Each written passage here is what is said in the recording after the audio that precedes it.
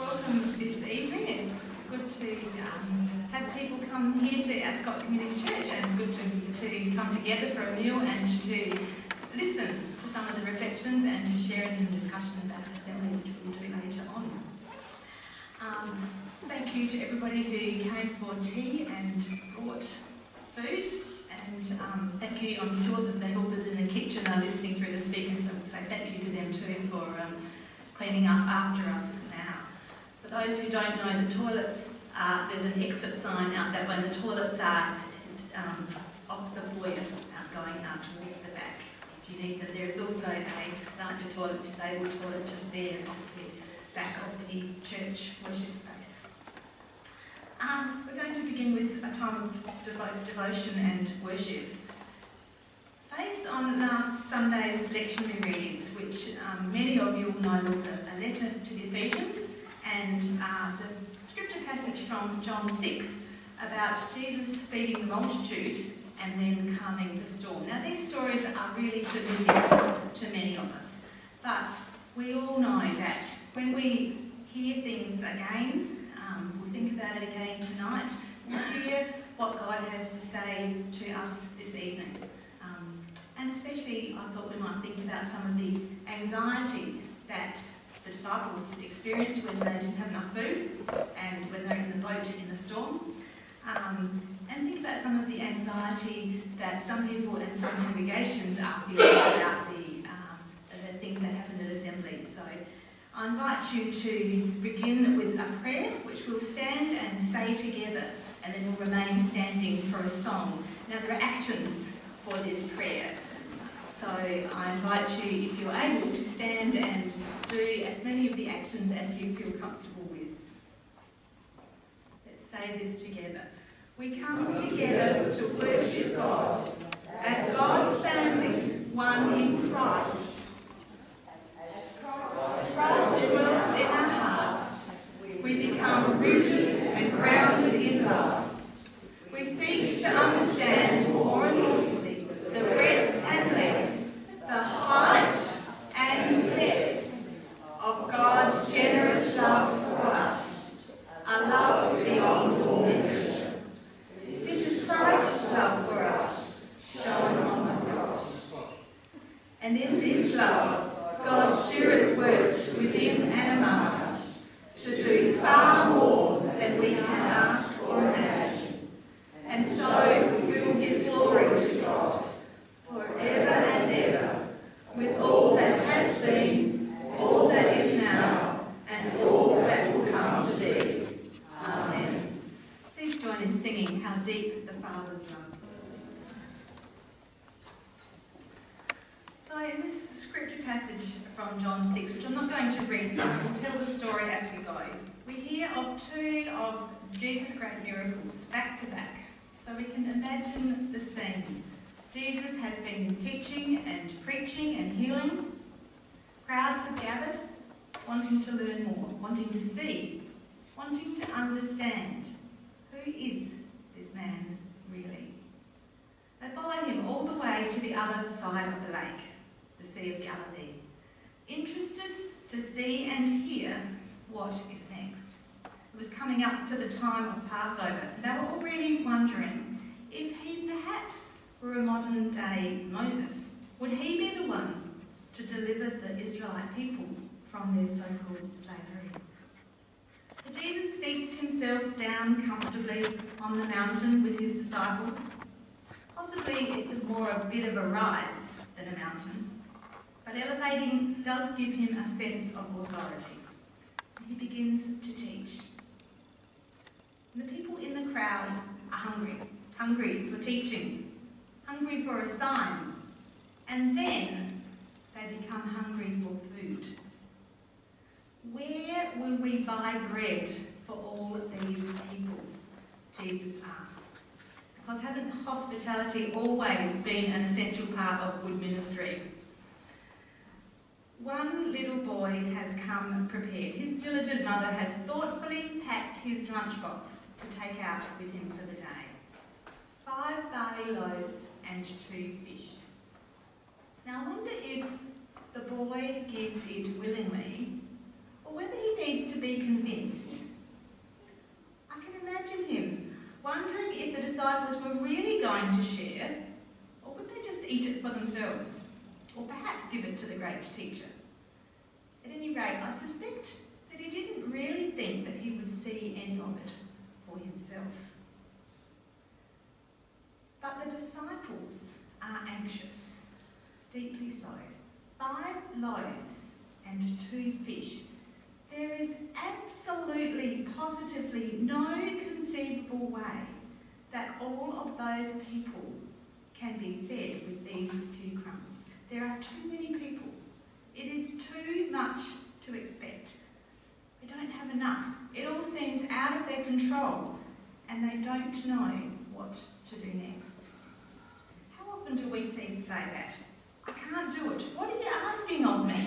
I don't have enough food or time or skills, enough gifts, enough money. What can I do in the face of so much need? And if we think about our congregations, what can we do? We are too old, we are too young, we don't have enough people, enough resources. There are too many competing expectations. We need to pay our bills. We need to feed ourselves.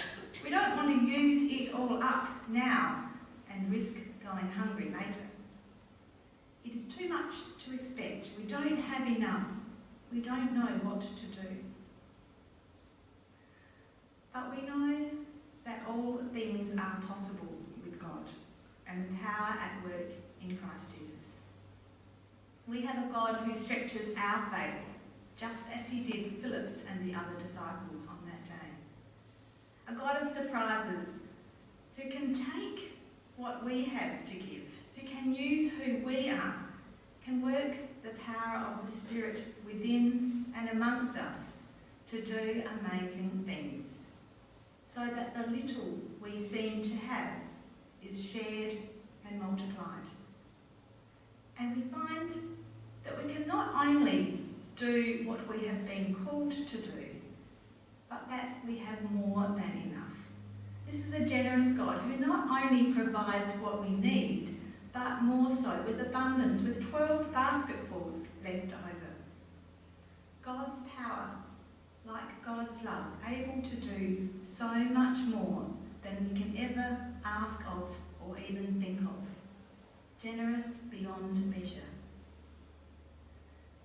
This is indeed the prophet who is to come into the world, the people said. They're ready to crown Jesus as king. Fitting, really, just in time for the coming Passover. But Jesus is having none of that. He withdraws to the mountain again, to be alone. Evening draws on. The crowd starts to disperse. It's time to go home, perhaps to process the day's events. With full stomachs, tired but content, the disciples get into a boat and settle themselves down for the trip back to Capernaum. It's getting dark and it's been a big day. But up comes the wind, blowing stronger and stronger, and then the rain starts. A little drizzle at first, but then it settles in heavier and heavier. Soon it is pelting down, bucketing. And as the wind blows and the rain comes down, those waves come up higher and higher, and the little boat is tossed about, up and down, up and down. You can imagine the disciples beginning to feel anxious again. Perhaps a brief pang of unease, perhaps a building alarm rising up within. They are terrified. That feeling once again, all too familiar, of things being out of control and not knowing what to do. And for the second time that day, Jesus is full of surprises, walking towards them in the moonlight across the water, coming closer and closer. It is I. Don't be afraid. Don't be afraid? What do you mean, don't be afraid? With the wind howling around us and the waves dumping water on us and the boat sinking beneath us, what do you mean, don't be afraid? Our church is divided. Our foundations are crumbling. Things seem to be falling down around us. What do you mean, don't be afraid? It is I. Don't be afraid. Jesus, the one who feeds the hungry and calms the storms. Jesus, the bread of life, the light of the world, the true vine, the way, the truth, the resurrection and the life. Jesus, the great I am, gets into the boat, and with his presence, the storm subsides. It all settles down. There is no need to fear. The land is here and we are right where we need to be, safe and sound. How often do we get ourselves worked up about something? A storm, an uncertainty, a situation of conflict, a decision made that seems out of our control. Or there are too many people to feed, competing expectations, overwhelming needs, too much to expect. We feel out of control and we don't know what to do. It is I. Don't be afraid. Jesus, the one who feeds the hungry and calms the storm, gets into our boat, and there is no need for us to fear. The land is here and we are right where we need to be, safe and sound. And the one who provides so richly and generously, the one who takes what we are, what we have, and blesses us abundantly, one who knows our every uncertainty and fear, is with us and always will be, guiding, protecting, sustaining, loving us in the midst of uncertainty and pain. To the one who is able to do so much more than we can ever ask or even imagine, through the power of the Spirit at work within and among us, be given glory in our church, in our lives, in our world, now and always. Amen. I invite you to reflect for a moment on the question, when have you seen small, humble offerings blessed abundantly?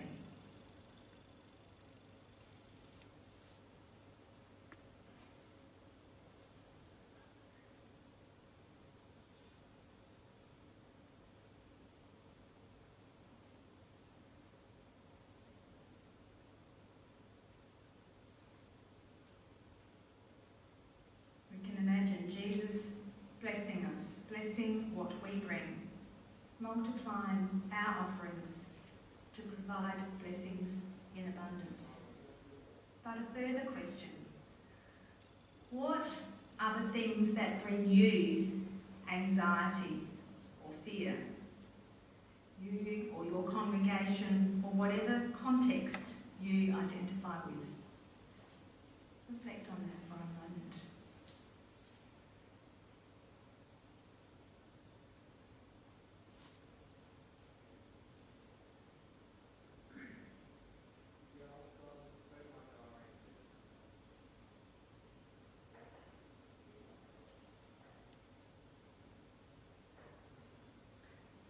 Then imagine Jesus getting in the boat with you, calming both the storm and you, and knowing then that you are right where you need to be. Shall we pray?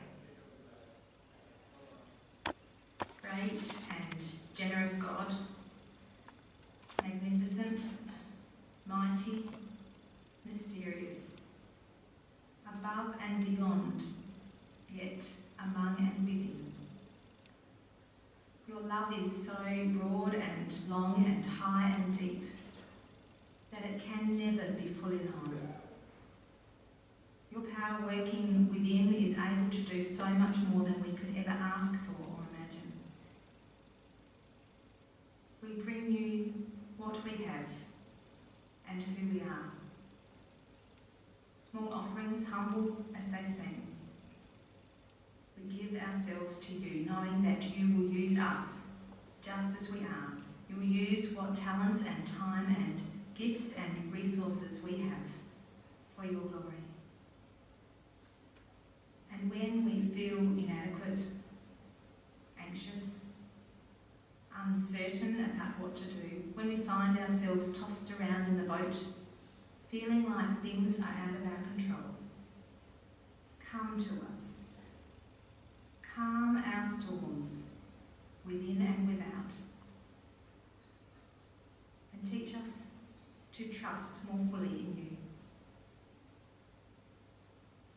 Remind us of your faithfulness evident through all the ages, that we might commit ourselves again to following wherever you call, to walking with you, knowing that we do so in your love, in your grace, and in your strength, for all things are indeed possible with you in your power. Amen. Close by standing again if you are able, if you like, and sing If We Will Trust in God to Guide Us.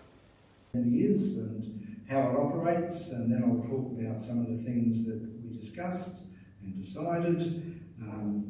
And in between time, if you've got questions, I'll pause from time to time, or by all means stick up a hand or stand up or something if there's something in particular that you want to pick up on. The Assembly is the National Council of the Uniting Church in Australia. It's led by the President, and our President currently is Dr. Deirdre Palmer, our very own Dr. Deirdre Palmer, and that was very special for the South Australians. It's also led by the General Secretary of the Assembly, who is Colleen Geyer. And the role of the Assembly is to promote the mission of the Church, and it's got responsibility in matters of doctrine and worship, government and discipline, establishing standards of theological education, partnership relationships with overseas churches, and the reception of ministers from other denominations. The Assembly meeting itself is constituted by approximately 265 members, and members are elected by all synods and presbyteries across the country. So we literally have people, as I mentioned before, from far north, far south, east, west, and everywhere in between. Those elected members then join with office holders, so that's the President, the ex-President and the General Secretary, along with the Uniting Aboriginal and Islander Christian Congress members and youthful members, to form what really is truly a national decision-making body. Overall, the number of lay members, as is always the case in the Uniting Church, shall not be less than the number of ministerial members. So angel ministers, over half have to be lay people. And we meet full on for 6 very full days. Assembly then, in the broader context of how the church works, is one of the councils of the church that make up our structure as a group of interrelated councils that are defined in the Constitution of the Uniting Church. These councils are the congregation, and that's often represented by the Church Council, the Presbytery, the Synod, and the Assembly. Here in South Australia, as you know, we have just the one Presbytery and Synod, rather than several presbyteries within a synod. Each of those councils then has specific responsibilities for some aspects of the life of the whole church, with the Assembly responsibilities being for the big picture items, such as doctrine and worship, partnership relationships, as I mentioned, with other churches scattered throughout Asia, Pacific, and increasingly in Africa as well. The broad spread of membership means that all parts of the Australian Uniting Church community elect members to make decisions on behalf of the whole church. So it's a very weighty responsibility, because in the areas I'm going to mention soon, these 265 people have the responsibility of making the decisions on behalf of the whole church. I came back from the Assembly with all sorts of memories, but with 2 overwhelming realisations.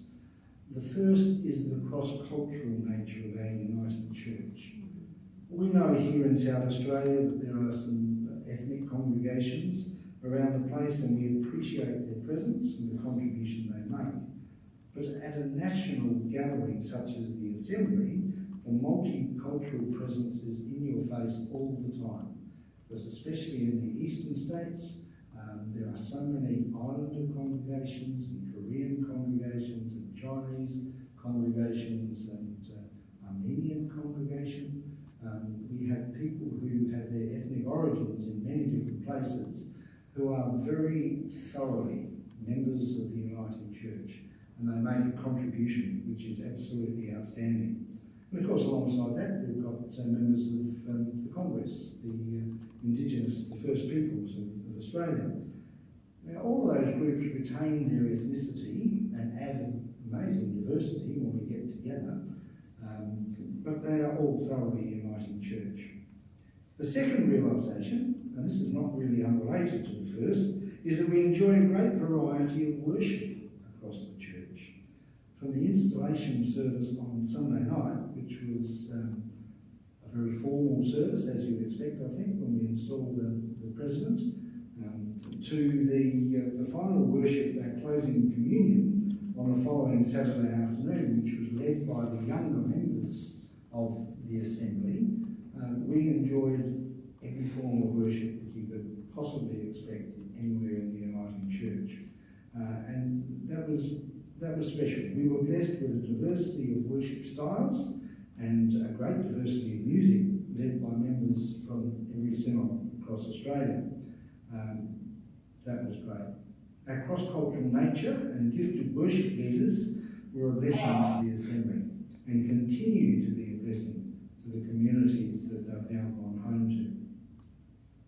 When I talk with people about the Assembly, I sometimes detect what is technically called a hermeneutic of suspicion. People don't always trust these groups like the Assembly. Some seem to think that the decisions are predetermined or that members are elected to support a particular theological bent. I even heard someone say that the daily worship was pretty scripted to take us in a certain direction as we made our decisions along the way. But being there, it's quite obvious that the diversity of the membership of the Uniting Church is represented fully at those meetings.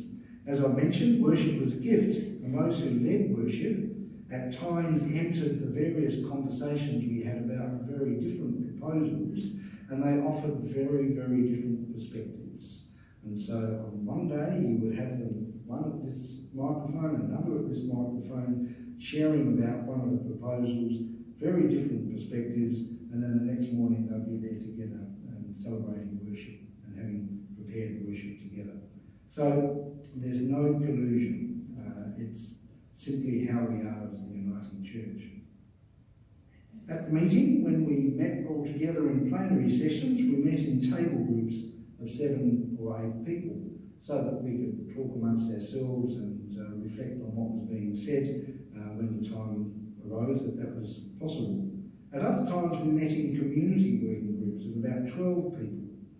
And the process for several issues, those 12 people were, you didn't get to choose who you sat with, you were allocated to groups, and that ensured that there was a diversity of thinking within those groups as well.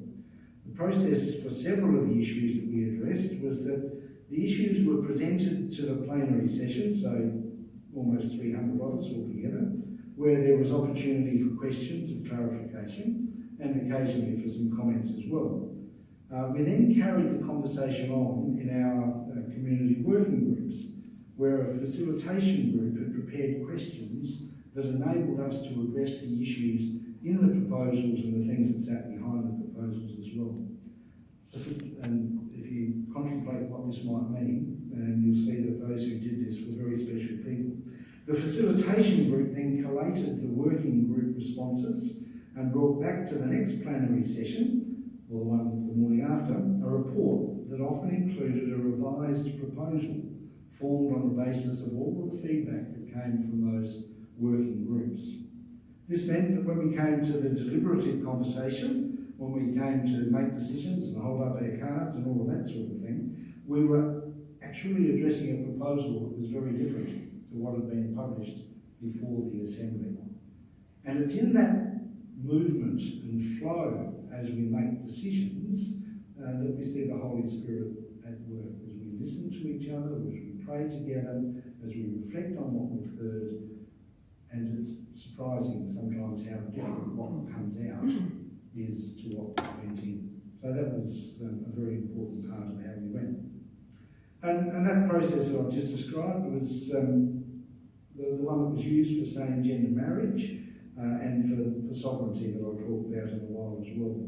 With same-gender marriage, that meant that the original proposal number 8, which was well publicised before we went away, quickly morphed into another proposal after the working groups had to go at it, and that was then amended on the floor of the Assembly in a plenary session. So what we started with was only relatively loosely related. It's clearly related, but it was only loosely related to what we finished up with. On each occasion that a proposal was dealt with, there was ample time to reflect and to hold some very robust discussions. People don't agree all the time at a meeting like the Assembly, and those differences are there to be shared as people speak hopefully respectfully at the microphone. So at times we ran out of time, and there were several proposals that were brought to the Assembly which we didn't even get to, and there's something for the Assembly Standing Committee to deal with later on. The Assembly Standing Committee, and Rebecca indicated that I was elected, and two of us from South Australia were elected to the Assembly Standing Committee. One is Nicole Mugford, who is one of our younger members, and so she's in the group of under 25s who were appointed to the Assembly Standing Committee, and the other is me, who's not under 25. I'm feeling a bit like I will need something to do with my retirement, and so Mark, this was one of the things that I'm planning for in my retirement. The committee is made up of 18 elected members selected by the Assembly meeting, and then there's the President, the ex-President, President-elect, and the President and Deputy President of the Congress, and the Assembly General Secretary. 4 other people can be co-opted because you don't always get the right balance of backgrounds and skills, and there needs to be a balance between lay and ordained, different genders, and there needs to be some under 25s as well. And that Assembly Standing Committee is empowered to act on the business of the Assembly unless the Assembly decides it shouldn't, and it's able to make decisions in between the meetings of the Assembly, which are only every 3 years. Standing Committee meets 3 times a year, face-to-face, from a Friday evening to a late Sunday afternoon, and at other times, if needed, they will meet by teleconference as well. I might pause there. That's what Assembly is, and I'll say a bit more about what we talked about. But does anybody want to ask a question, make a comment related to that bit? Are there always South Australians nominated to the Assembly Standing Committee? Standing Committee. The expectation is, well, sorry, it's more than an expectation. The regulations say there will be at least one from each synod, and there can be up to 5 from any particular synod. And so there should always be at least a South Australian, but it's helpful to have more than one, just so that you get to know each other a bit and work together. I'd like to know, how come if there's so many people under 25, how come there's only 4 people under 25 in the Assembly? At the Assembly there were many more under 25s, but on the Assembly Standing Committee there have to be, I'm not sure whether it is 4, but there has to be at least a couple of under 25s to make sure that we've got young people who are coming in and learning to be able to contribute. How many are there on that? How many under 25 are there? I'm not sure off the top of my head. I'll need to go back and check where all those people are, but there will be at least 2, there could be 3. Our future is our youth. Well, our present is our youth. It's not just the future, and that's why they are given the opportunity to work on the as part of the Assembly Standing Committee. Somebody else had a... Oh, yeah, how are the media determined ahead of time? Is it strict rotation? It's not strict rotation, but somebody puts up their hand and everybody else says you bid. That means we don't have to do it. So the next one in 3 years' time will be in Brisbane. And the last one 3 years ago was in Western Australia, so it does move around. And it was in Adelaide 2012. Rob, you said there was robust discussion. Mm-hmm. Deacon said in the past, whether it was all done with grace. Mm-hmm. Is that your impression? Essentially, yes. There were times when people said things which others struggled with. So that's where the robustness comes in. But people were generally very respectful. There were tears. There was rejoicing. There were all of those sorts of emotions. But yes, you've got to admire the people who made their contributions, because they were saying very different things, coming from very different perspectives, but able to say them in a way that we can all take on board. Let me move on. I'm going to tell tales out of school now. When Brian approached me to share with you tonight, one aspect of what I was asked to do was to explain how the Assembly works. That's what I've tried to do. He had indicated that I might look at this as Assembly for Dummies. He didn't mention any names, but that's the phrase that he used. So hopefully that bit has opened up some of the mysteries of the Assembly for you, so that you can see how we work. That was to help me understand. Oh, right. Thank you. He then asked that I might address the 4 big issues of Assembly, one of which wasn't actually at the Assembly, but I'll say more about that in a moment. So what Brian asked me to talk about was same-gender marriage, and I will, but that'll be at the end of what I'm saying, not at the beginning. Domestic violence. Brian said treaty, but treaty wasn't there, Brian. It was sovereignty, and I'll talk a bit about that. And the Royal Commission into institutional responses to child sex abuse. So I'll work backwards through them, and then I'll say a bit more about some other things that happened as well. And it'll be a very short snippet on each of those things, just to give you an idea of the breadth of issues that we actually discussed. So the Royal Commission National Task Group, this is the institutional responses to child sexual abuse. They presented a report on the work that they had been doing over the last however many years it is, 4 years perhaps, with some proposals that the Assembly actually needed to deal with. By the time we met at the Assembly, the Royal Commission had finished. A national redress scheme had been agreed to and was commenced on the 1st of July, so all of those things have been done. But what the Assembly did was to reaffirm the value statement that was produced by the Uniting Church at the beginning of the process. I haven't got it with me, but if you're interested, you can find that or get in touch with me and I'll find it for you. And that spells out why the Uniting Church was keen to work with the Royal Commission and to have outcomes which were helpful for survivors. That meant we weren't going to duck any issues. We would take what was coming to us, but the emphasis was always on the survivors. The Assembly noted the Uniting Church's commitment to the National Redress Scheme, and by the time the Assembly met, each synod had indicated that it would join the National Redress Scheme. We've got a bit of an impediment in South Australia in that our government has yet to join the National Redress Scheme, but they've said they will, and it will probably be in January next year. But that national scheme has been a truly great outcome, because it means that people who want to access redress have one entryway into the process. No matter who they are or where they're from, some of you might smile if you're dealing with Centrelink regularly, but if you want to access the redress scheme, you do that through a Centrelink form on the computer, and the same as all the other forms. But then somebody takes it away and processes it, takes it to the organisation that was at fault, and it's all done without people having to go through torturous processes to have their cases heard. The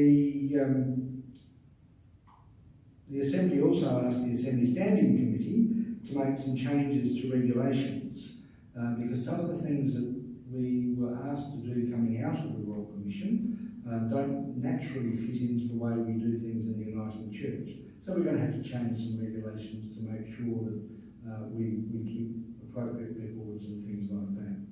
And as I've already said, at every point in regard to the Royal Commission, the Uniting Church is committed to a survivor-focused response, and that's been the driver for all of our conversations and responses within the Uniting Church.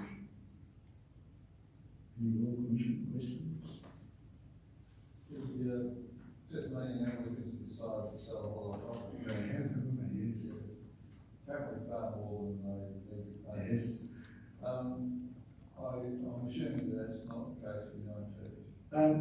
No, it's not. I mean, what's happening with the Anglican Church in Tasmania is that they have a bishop, you see, and that's how the Anglican Church works. The bishop has decided that this is the way forward, and they are going to sell whatever it is, 177 properties or something, they hope, and that will cover part of it. Only part of it will cover redress, and the rest will enable them to set up new missional outreach in different ways. In the Uniting Church, and we're not aware of any at the moment, but in the other synods they are aware, but if somebody claims redress here in South Australia, and they were abused as a child in one of their churches or schools or community service organisations, either the synod or the particular organisation will be responsible for paying the redress amount, and that will mean different synods may need to do different things, and there may be some sales of property, but it won't be the likes of what's happening in Tasmania today.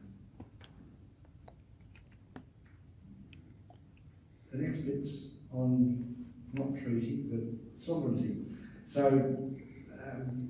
there was a proposal brought to the Assembly by Stu McMillan, the ex-president, that we might recognise the First Peoples of the land as sovereign.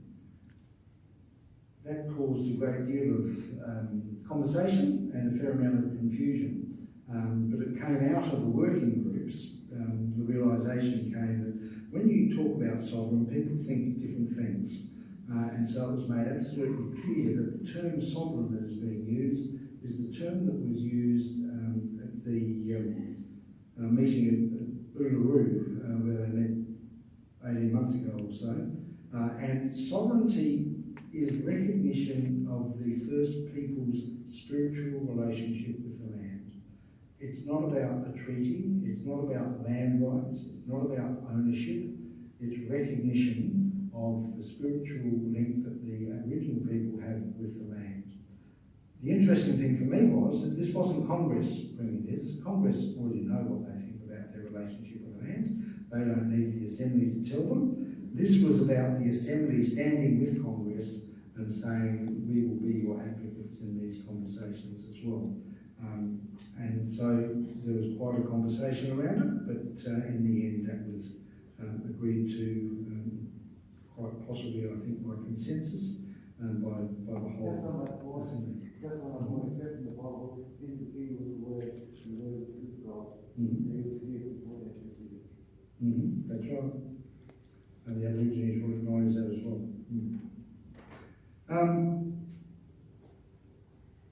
So, anything else on sovereignty? I haven't said much, but just to underline that it's not about ownership, it's about the relationship with the land. We made a very strong statement against domestic violence. Now, you would expect that the church would be making statements against domestic violence, but along with the statement was the commitment within the synods and ultimately within the congregations that resources would be provided to help people come to grips with what's going on in the world in the area of domestic violence, so that we can equip people to stand up against domestic violence. So the statement was full of words, but along with it came the commitment that resources will be produced by the Assembly and distributed to help local congregations and everybody else work against domestic violence. That conversation was a very raw conversation because in a group of 265 people, there were quite a few who had suffered extreme domestic violence. And to have people standing at the microphone sharing their story, and then all of us pausing so that they could regain their focus and wipe their tears, that was quite a moving time. And then there were some other things that we decided as well. At the more mundane level, there are a number of changes to regulations. I'm sure that excites most people. There was a long list of minutes of appreciation for the work of individuals who had been employed by the Assembly or who had chaired Assembly committees, and they were acknowledged and thanked for the work that they've done. There was a proposal, a resolution now, to support the peace process in Korea. We have a large number of Korean United Church members, and for those people, they are still living through the pain of being separated from friends and relatives and their immediate family in some cases. So again, that was standing with the Korean people and supporting the peace process. There was a statement on the need to care for the whole creation. That's obviously an ecological, theological statement was produced. That gets quite complex, as you would know, because we have in the meeting farmers from Western New South Wales, Northern Queensland, for whom the ecology and the way the ecology is treated means very different things to people who work in Melbourne or Sydney. So again, there was a great diversity of views, but nonetheless, there was a statement that was produced and has been referred to the Assembly Standing Committee for some further action. Disability access guidelines were approved for church buildings, and one day I'm sure we'll hear more about that as they are shared around the tracks. And there was what we know as the Cato lecturer, the Reverend Ken Carter, a bishop from the United Methodist Church, spoke with us about how the church can make its way better into the modern world. And that lecture is available on the Assembly website. Alongside all of that, we ate together. I'll say this quietly, some of us drank together. We caught up with friends from long ago. We made new friends, and overall the Assembly experience is one of community and care. So even where there were difficulties and people had different views, there was clearly care for each other along the way. And yes, we addressed the issue of same-gender marriage. So I'll say a little bit more on that, and then you may want to ask questions or respond. The issue of same-gender marriage evoked broad and deep responses from members of the Assembly. It's clear, I presume it would be the same in this room, but in a group of 265 people representing the broad spectrum of the Uniting Church, we have divergent views and beliefs about same-gender marriage and other related issues. The divergence is based on different understandings of theology and biblical interpretation, as well as on the different experience of people across the life of the church, from people within the LGBTIQ community and every other part of the church as well. So this is a subject that everybody's got a view on. Not everybody will speak publicly about it, but everybody has got a view on what they believe should be happening. The conversation was held in private sessions, so this wasn't something that visitors could sit in on, or it couldn't be taped and shared around the place. It was a private, or several private sessions, and that was done so that people could speak freely and not feel that what they were saying or who they were would be shared beyond the four walls of the building that we were in. So I won't give you details of what was said, but I do want to assure you that the conversation, here's that word again, was robust.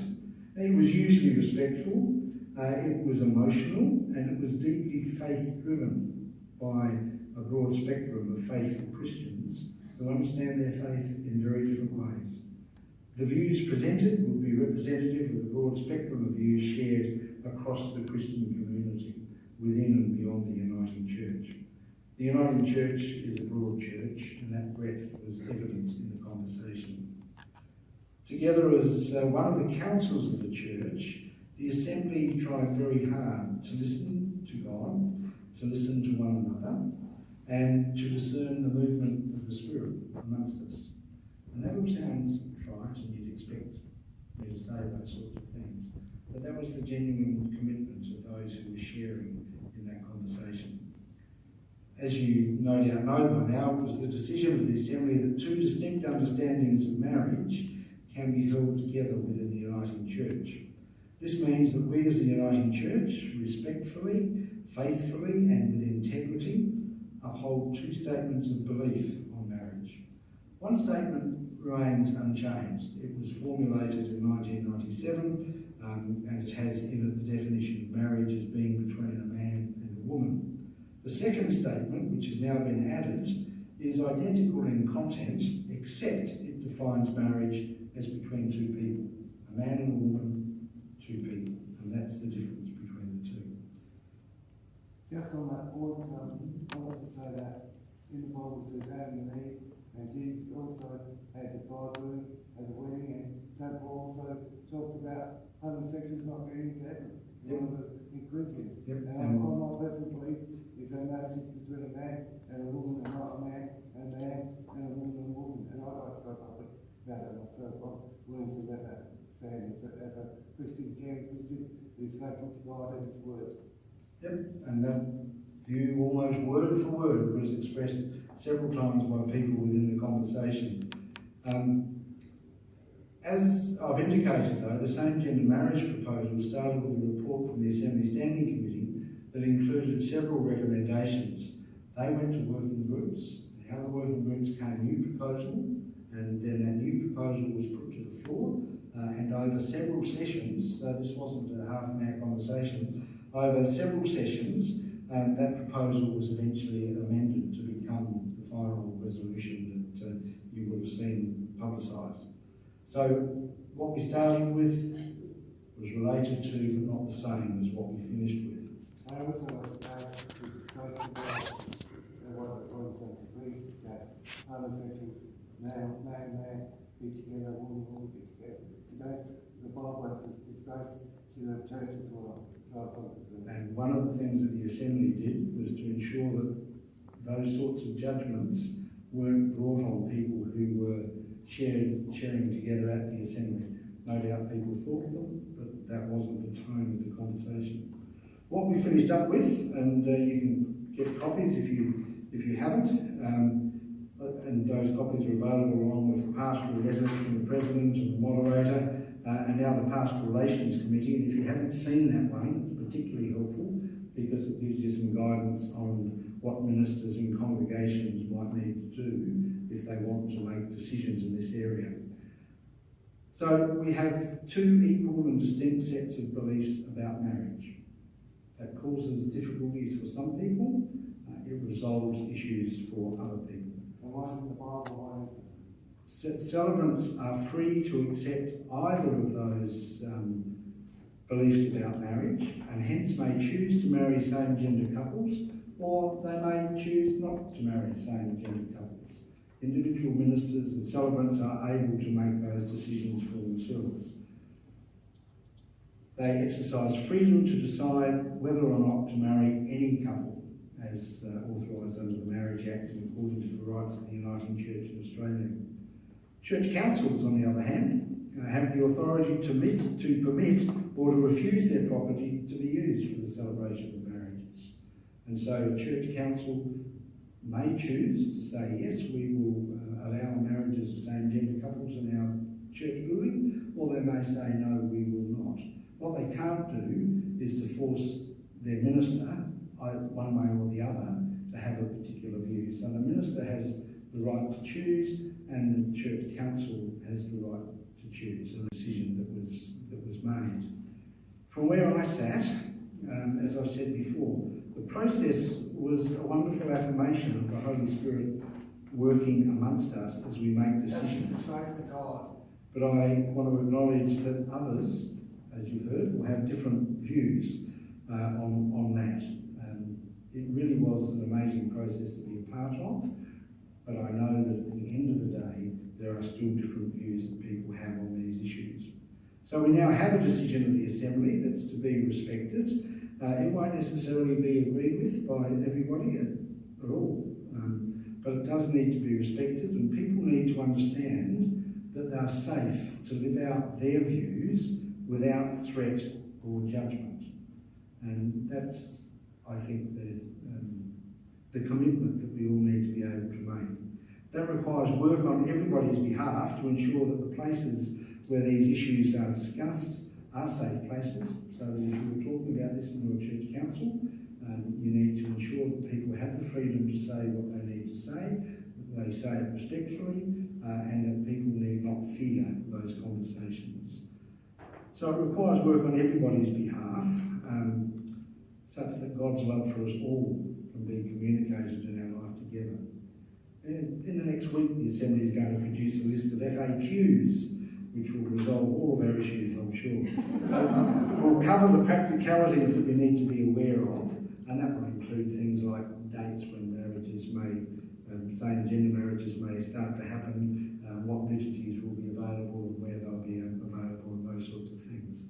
At the end of August, then, the Assembly Standing Committee will drill down on the processes that need to be put in place to ensure that those two beliefs in marriage can both be lived out side by side within the church. I want to say a little bit more, but you might like to respond or ask a question about that content side of things. Obviously, it's a motivation of the vice bishop. I understand the procedure in the Assembly that something could be deemed a matter of right with the church and be sent out to other councils. Was that contemplated or done? Oh, it was more than contemplated. We had a long conversation at the end of having made the decision.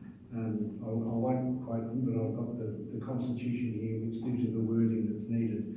But on any matter that the Assembly deems is vital to the life of the church, if that is accepted by a two-thirds majority or more, then that decision does need to be sent for consultation excuse me, to the wider church. So we had a very long conversation.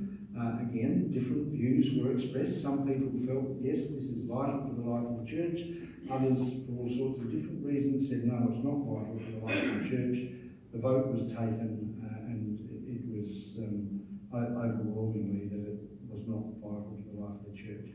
I need to say that's what the Assembly decided. It's not necessarily what the Noarlunga congregation will hold to, but that's the process within the Assembly.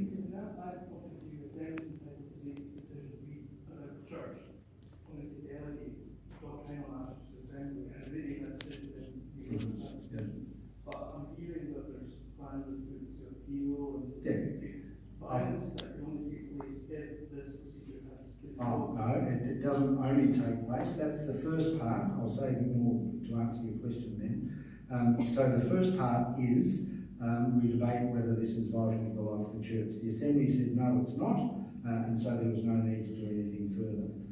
Part B of that clause in the Constitution gives another process, and I'll say something about that when I finish. Is that not solely tied into the No. settled? Yes, so, and essentially what it is that within 6 months, presbyteries and synods are able to address the matter, and if they disapprove of what the Assembly has done, they can write to the President, and if there's a certain percentage of the presbyteries and a certain percentage of the synods, then the President calls a halt, and we go back and have a look at it again. Well, we possibly could. That could be one of the things that we'll be doing in November. So let me say some more. So how do we now move forward together, which is the question that sits behind all of this. And for most people, that probably won't be difficult. As ministers or pastors authorised as celebrants, those of us who are in that situation will need to choose which statement of marriage we want to use, or you could use both, depending on whether you've got a man and a woman, or two people in front of you. As congregations, we'll need to ask our church councils to put in place processes that will clearly indicate what sort of weddings will be allowed on those church properties. You don't have to do that. At the moment, my hunch is that most of the ministers don't go to the church council and say, I'd like permission to marry somebody in the church on Saturday week. Technically, the church council's got the say, but that's not normally how it works. But now that we know that there are two different views, there will be some congregations that will clearly want to address that and come to a decision. So ministers are able to choose, congregations are able to address the issue and make decisions about those churches. As I Well, just mentioned that problem. What I guess I'm concerned about is those church councils which might say no and the minister says yes. What that does within that, with those relationships, that's my only concern. Yeah. And you're absolutely right. What does it do within those relationships? And that will sometimes possibly happen, but usually it won't be perfect, but often we find that a minister and a congregation will have some alignment, but already I know of some ministers who have a different view to their congregation, and they will need to work that through together, and could be difficult. As I've said, Philip Gardner's put out a paper that provides details and gives ministers and congregations options of how to get support as you make the decision. So it doesn't have to be just you locked away in the back room of the church fighting over an issue with the church council. It may be possible for someone to come and facilitate the conversation. So there's a variety of ways that people can go forward, and pastoral relations will be happy to talk about that. Some congregations and networks have determined that they will engage in 40 days of prayer and fasting before they determine what action they'll take in response to the decisions. And those congregations are generally congregations who are probably opposed in essence to what was decided. But my hunch is that in any congregation there will be a mixture of people there.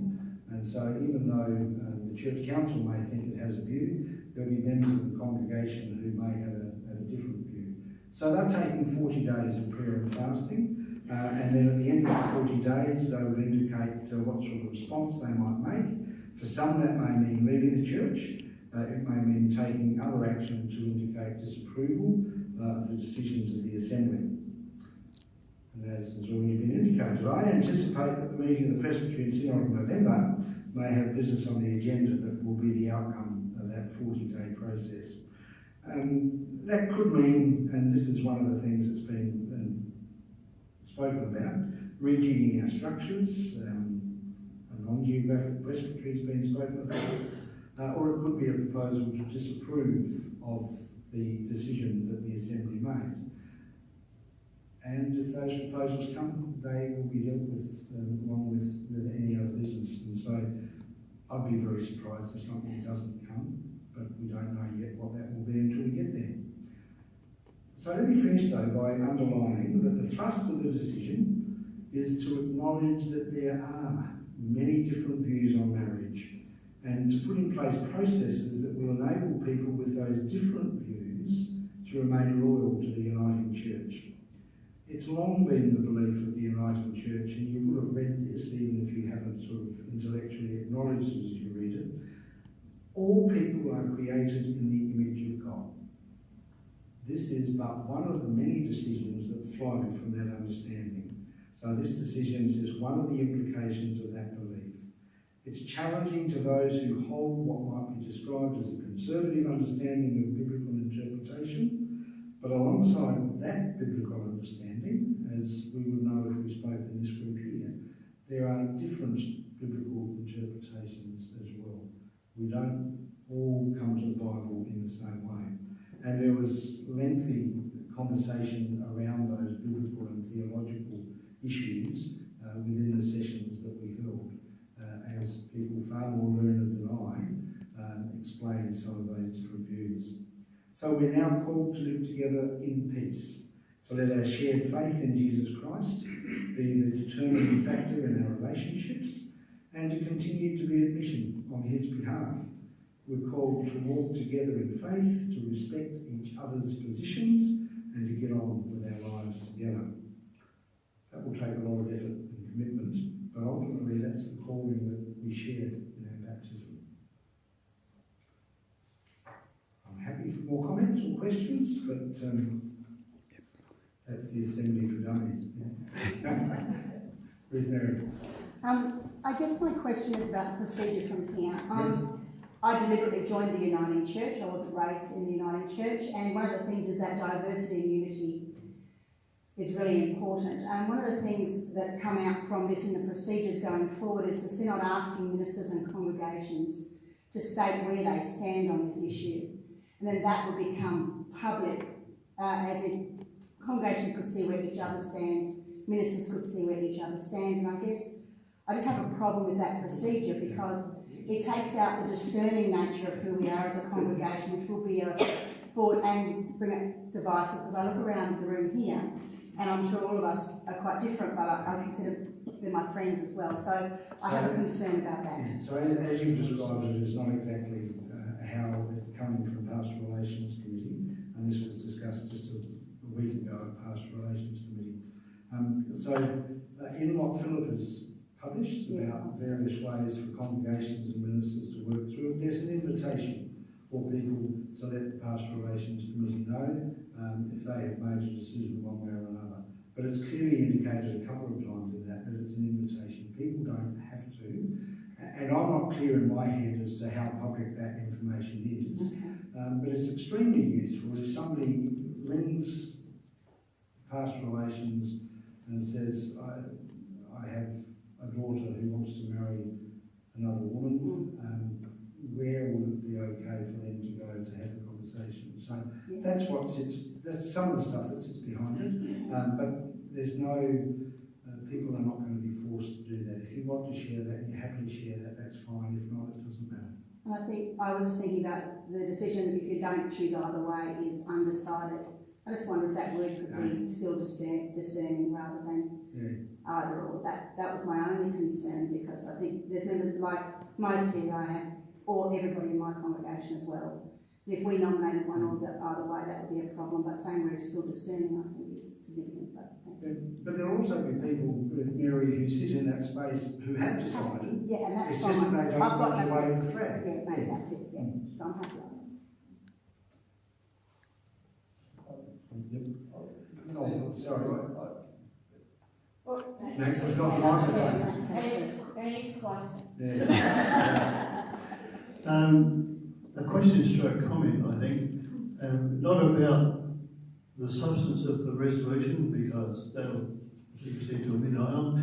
I'm reflecting on the process at the time and our response to it and our responsibilities as representatives of our congregations and as kind of, in that sense, leaders in our congregations. I think we need to make sure that when we're talking about this, we tell all the story and not just the bit that suits us, because that'll be the temptation. But I'm also reflecting on Deidre's comments many times about the attitude of grace that people took to the conversation, robust discussion or not. The attitude of grace can sit alongside it if people choose their words carefully. But the other thing, I want to double check this, the moderator put out a pastoral note the other day, last Saturday, Friday, something. And then she went to Dubai. That's right, yeah. But one of her comments in that was that a significant number of people at Assembly who personally find same-gender marriage against their belief, nevertheless voted for the proposal as it was, whatever their reasons might have been for that. And I think that kind of thing where people are able to look beyond their own personal opinion to look at the bigger picture for the sake of the church or whatever their reason was. If that is what happened, then we need to know it, because it means it was not just a partisan slogging match. It was really a thing about grace. I can assure you that it was about grace. It was not a partisan slogging match. But I'm not going to tell you who said what or whatever. No. I was most impressed with what Andrew Dubney wrote about the Uniting Church. About the Uniting Church being quite diverse from its beginning, and it was meant to stay diverse, and it was also meant to indicate reconciliation over time. And it seems to me that one of the things we've fallen into in the Uniting Church is trying to be of one mind all the time. And because we try to be of one mind, we drive people away. And recapturing that sense that we are divided, yet we have a common goal together, which is about loving and also about bringing the kingdom of God. If that's our focus, then it seems to me that that's a different sort of uniting church than I've experienced recently. I find it rather amusing the lectionary reading for this one. It contains Ephesians 4:3. Yeah. Every effort to keep unity. That's right. It's amazing. Approximately how many presbyteries are represented at the assembly? So there's 7 in Queensland. There's more than that in New South Wales ACT. There's 12 or 13 in Vic Tas. There's 1 in South Australia, 1 in Western Australia, and 2 in Northern Territory. So that's the spread. Yeah, 20, 25. Yeah, I guess your math is better than mine. But yeah.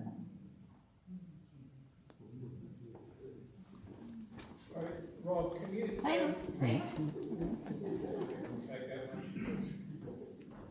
So, can you just... the decision that was it made by consensus? No. No. And I would have been surprised if anybody thought that we would in the end make a decision on consensus. So the decision really became, do we need to make a decision now? And that was agreed to, and so then we went through other procedures.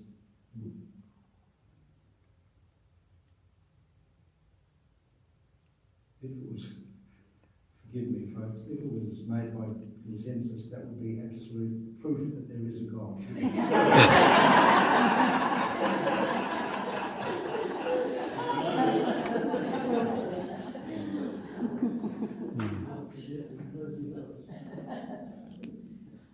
Seems like we're done.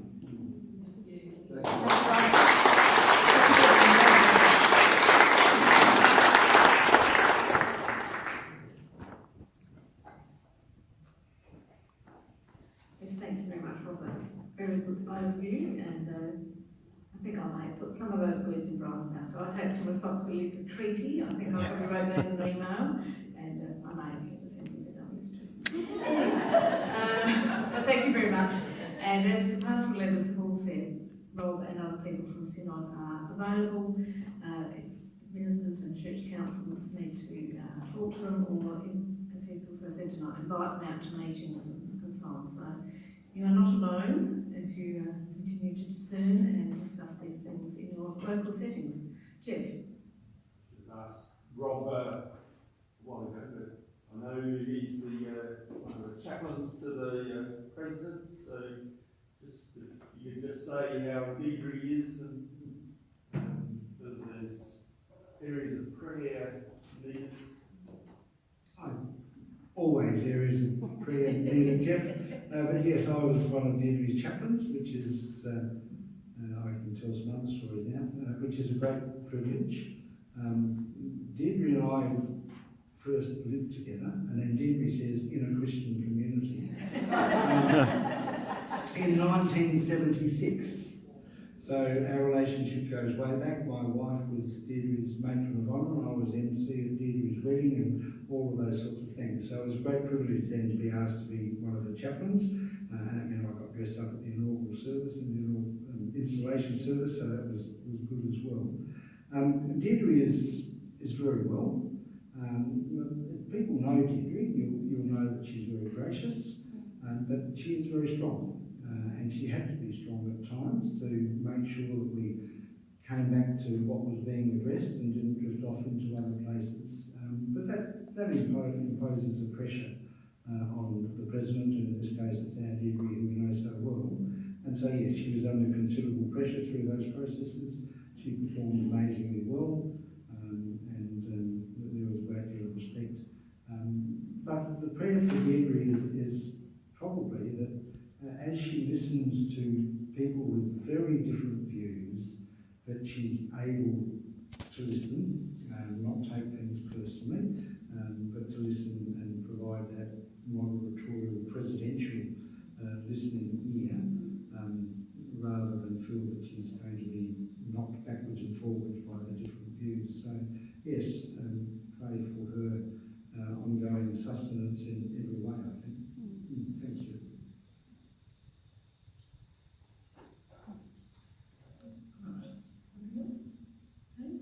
Thank you for coming tonight, and focus on my reference to the Ephesians passage this Sunday, one Lord, one faith, one baptism. That's what draws us together, even we have diverse views about other things. So let's pray.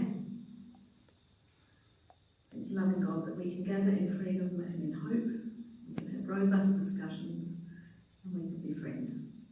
We pray for safe journeys home tonight. We pray for our church as in the coming days and weeks.